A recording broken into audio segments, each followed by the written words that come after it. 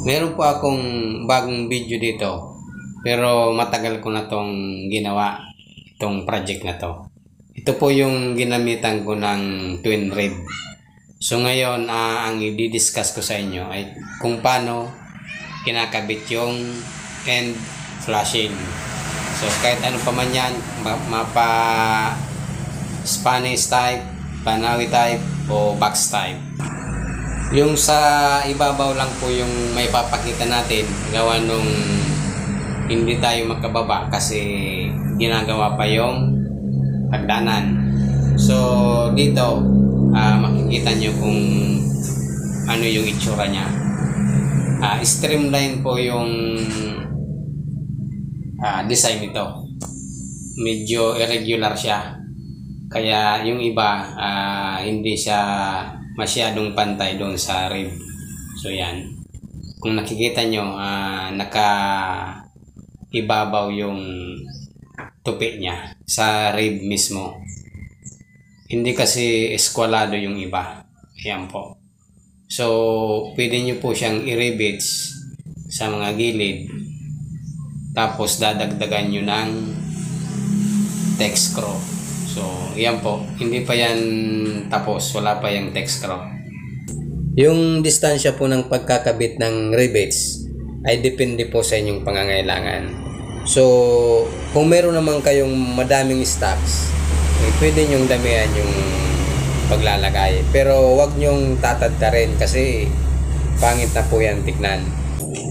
Kahit po sabihin natin hindi ito masyadong makikita dahil nasa ibabaw, mas mabuti pa rin yung maganda, yung tama yung ginagawa mo.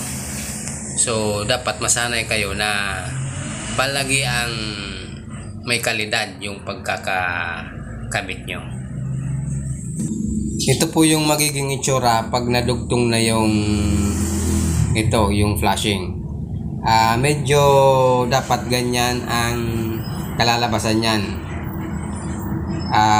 Naka 45 sana, kaso dito nag-adjust tayo ng konti gawa nung irregular nga yung shape nito.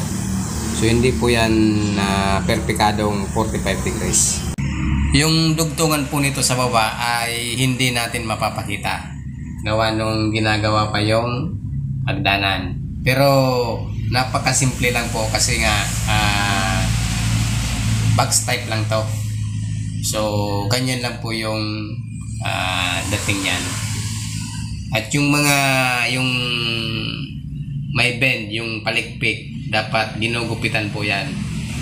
Meron po tayong ginawa yan, yung mga nakaraang video natin kung paano yan tinatabas. So yan po yung pagkakabit ng end flashing. Yung text screw pala nito, dahil twin rib ito, hindi ko na pinatadtad kasi magkakatabi yung rib nya. Although merong mangilan-ngilan na merong magkakatabi dahil hindi natin yan na-instructionan yung latero. So okay lang yan. Meron po akong ginawang video tungkol dyan sa pamamaraan ng pag-text screw, at doon ay napaliwanag ko kung ano po yung dapat. So hanapin nyo na lang po at meron tayong video para dyan.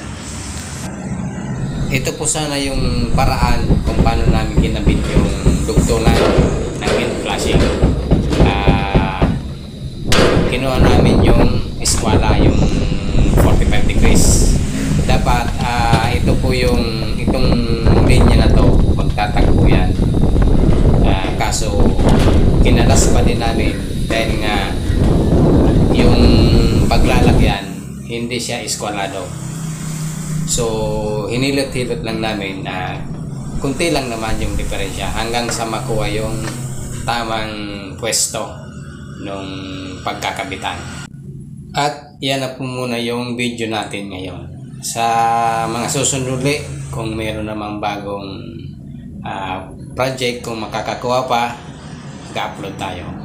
Pero kung wala, gagawa tayo ng paraan kung ano yung may handog ko sa inyong video.